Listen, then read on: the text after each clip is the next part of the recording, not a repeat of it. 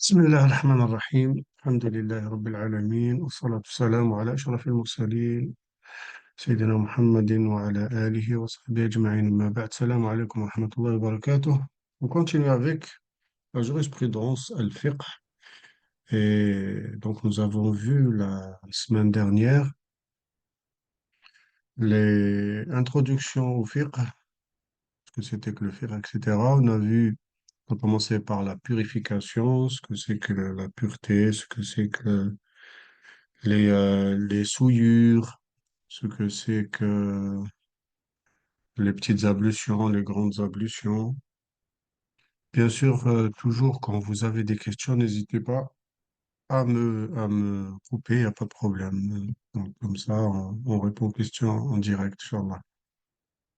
Même si vous avez des questions sur les anciens cours ou sur le cours précédent, il n'y a aucun problème. Vous pouvez m'interpeller, me poser des questions, Inch'Allah. Alors aujourd'hui, on va regarder les annulatifs des petites ablutions et des grandes ablutions. Ça, c'est important. Pourquoi? Parce que pour accomplir les prières, il faut avoir ces ablutions. Il faut avoir les grandes ablutions, bien sûr, et les petites ablutions. Donc, si on a perdu les grandes ablutions, il faut on les fasse. Ça ne suffit pas de faire les petites ablutions pour faire les prières, si on a perdu les grandes ablutions. Mais si on a ces grandes ablutions et qu'on a perdu que ces petites ablutions, que les petites ablutions, on refait les petites ablutions pour faire la prière.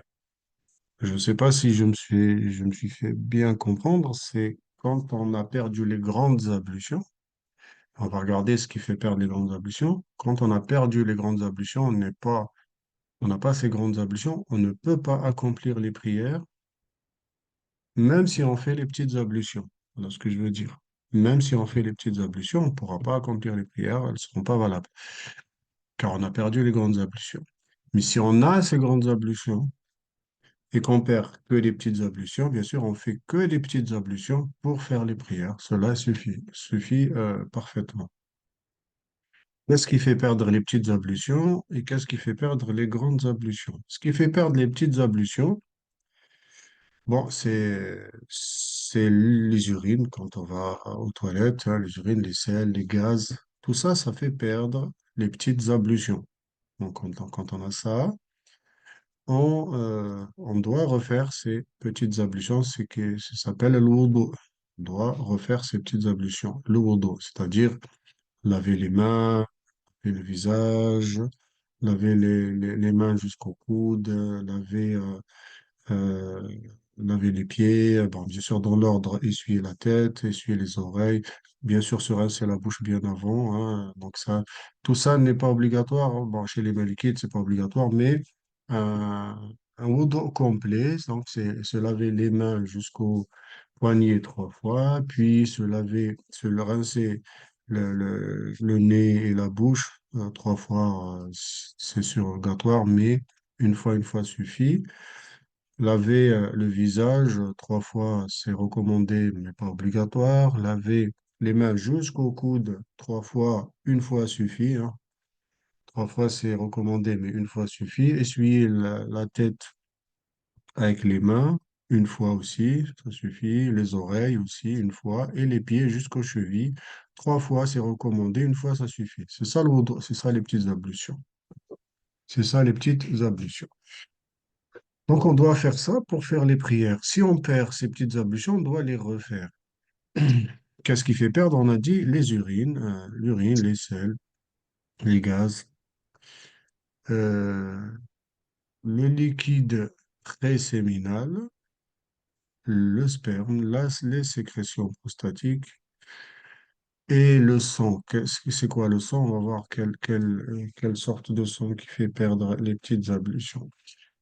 Alors, d'abord, l'urine, les sels, les gaz, ça c'est normal, hein. C'est tout à fait normal. Ça fait perdre les petites ablutions. Le liquide préséminal, c'est un liquide qui sort après les urines, notamment beaucoup chez les hommes, chez les femmes, je ne connais pas beaucoup. Bon, ça peut être traduit par des incontinences, on va dire, peut-être. Bon, en tous les cas, c'est un liquide qui sort blanchâtre, enfin transparent plutôt, qui sort après l'urine. Ça aussi, ça fait perdre les ablutions. Donc, il faut relaver ces parties intimes et refaire les ablutions. Le sperme, bien entendu, ça fait perdre les petites ablutions, mais quand il ne sort pas suite à des rapports intimes. Donc, ça n'a rien à voir. Donc, quand il sort d'une autre manière, mais de manière consciente, euh, sans intention, sans aucune intention, ni rapports intimes, ni préliminaires, ni quoi que ce soit. Donc, c'est-à-dire euh, de manière anormale, on va dire, quand ça sort de manière anormale. Ça fait perdre les petites ablutions uniquement. Donc, je ne sais pas si je me suis fait bien comprendre. Ça fait perdre les petites ablutions uniquement quand ça sort de manière anormale. Pas suite à des rapports intimes ou des préliminaires ou suite à des pensées érotiques, etc., etc. Ça n'a rien à voir.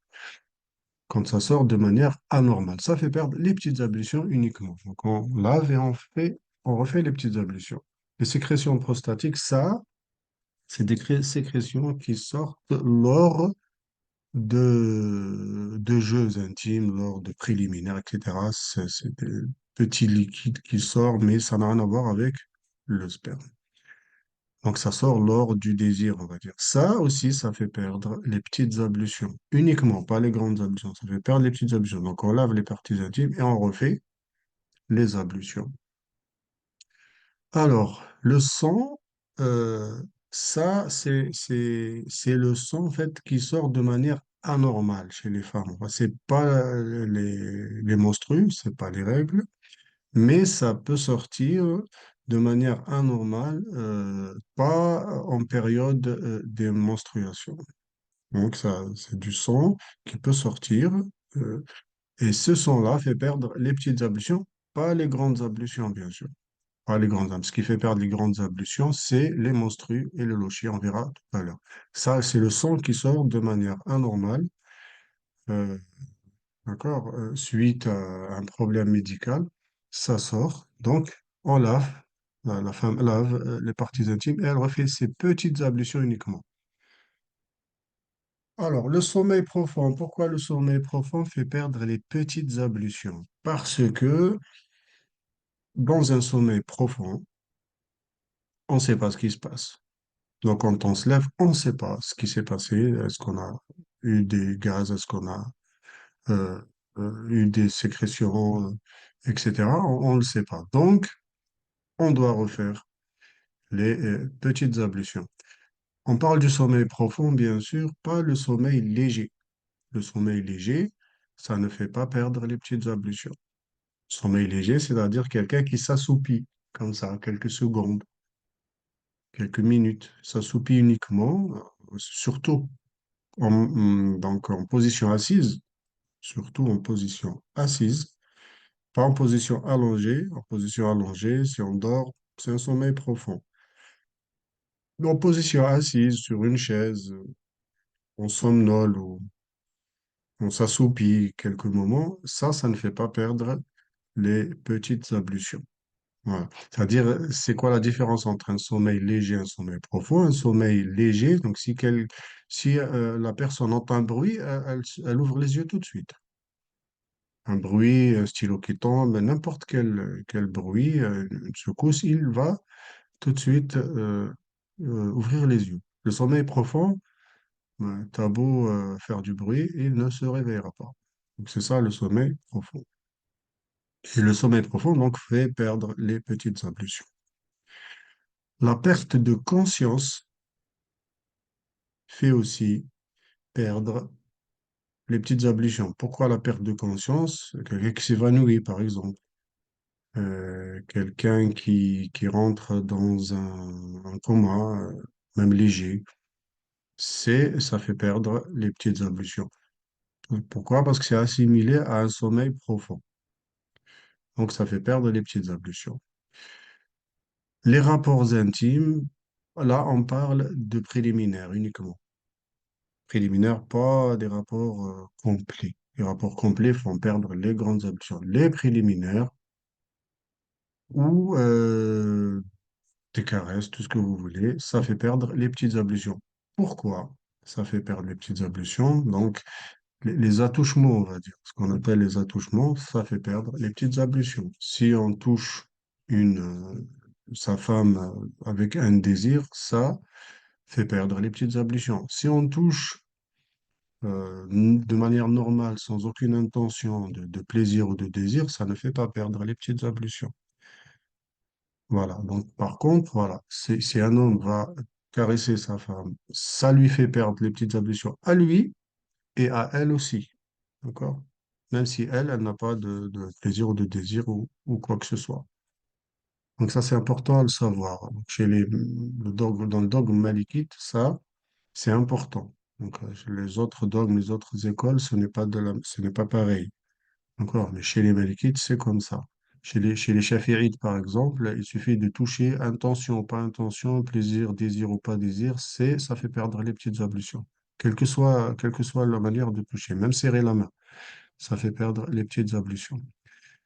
Chez les Hanbalites, par exemple, ça ne fait pas perdre les petites ablutions, même si on a des préliminaires, ça ne fait pas perdre les petites ablutions, sauf s'il y a sécrétion de liquide prostatique ou quoi que ce soit, de liquide séminal ou pré-séminal. Sinon, pour eux, ça ne fait pas perdre les ablutions, même si on a des relations très intimes, etc. Et ça fait pas perdre les ablutions chez eux. Donc, chez les Malikites, il y a quand même une précaution, c'est que quand il y a des, des préliminaires, ça fait perdre les petites ablutions.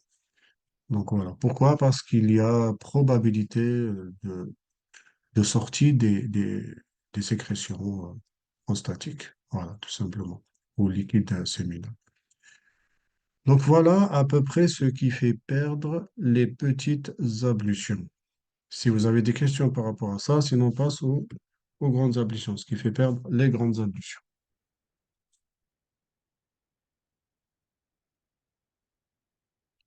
Alors, les annulatifs des grandes ablutions, le roussela et ses recommandations. Oui, pardon, là, il y a une petite erreur. On va corriger.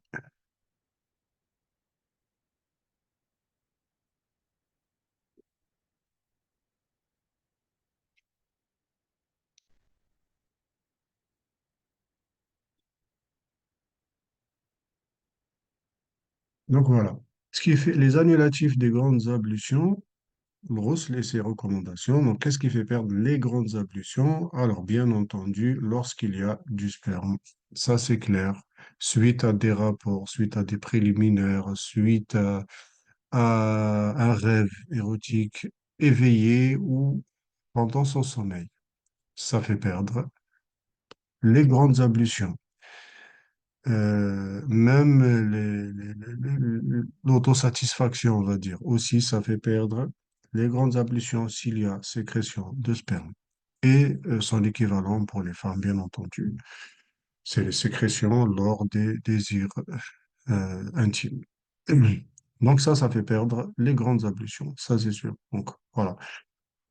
Ça fait perdre les grandes ablutions, les rapports intimes complets sexuels, même s'il n'y a pas désir complet, même s'il n'y a pas éjaculation. Voilà. Ça fait perdre les grandes ablutions. S'il y a rapport entre l'homme et la femme, ça fait perdre les grandes ablutions, même si on ne va pas jusqu'au bout. Ça c'est clair, même s'il n'y a pas sécrétion. Alors, bien sûr, les préliminaires pourront perdre les grandes ablutions s'il y a, bien sûr, sécrétion de sperme. Les menstruations, chez les femmes, font perdre les grandes ablutions. Ça, c'est clair. Donc, on ne peut pas lever, avec des petites ablutions. Donc, il faut attendre que ça se termine pour prendre sa douche, faire les grandes ablutions. Et l'oshi, donc, après un accouchement, pareil, ce sang, fait perdre les grandes ablutions. Donc, on attend que ça passe, que ça parte pour faire les grandes ablutions, pour faire le ghusl et faire les prières. Bien entendu, tout ça, c'est quand on perd les grandes ablutions, on ne peut pas euh, faire les prières. Donc, quand on a ces menstruations, ces lochis, on ne peut pas faire les prières. Ça, c'est clair. Alors, aussi, le ghusl est recommandé le vendredi. C'est pas obligatoire, mais le vendredi, il est recommandé de faire le ghusl, de faire les grandes ablutions. Lors des deux fêtes religieuses, Aïd al-Fitr, Aïd al-Adha aussi, c'est recommandé de faire les grandes ablutions. Lors de l'entrée dans l'islam aussi, c'est recommandé, mais ce n'est pas obligatoire. Voilà à peu près ce qui fait perdre les grandes ablutions. Aussi, il y a quelque chose, je ne l'ai pas noté, mais qui, chez certains savants, fait perdre les grandes ablutions, c'est l'apostasie. En fait, c'est quelqu'un qui sort de l'islam. Pour y revenir, il doit faire ses grandes ablutions. Bon, c'est recommandé qu'il fasse ses grandes ablutions. Mais ça, bien sûr, il n'y a pas d'unanimité entre les savants par rapport à ça. Si vous avez des questions, je suis à l'écoute.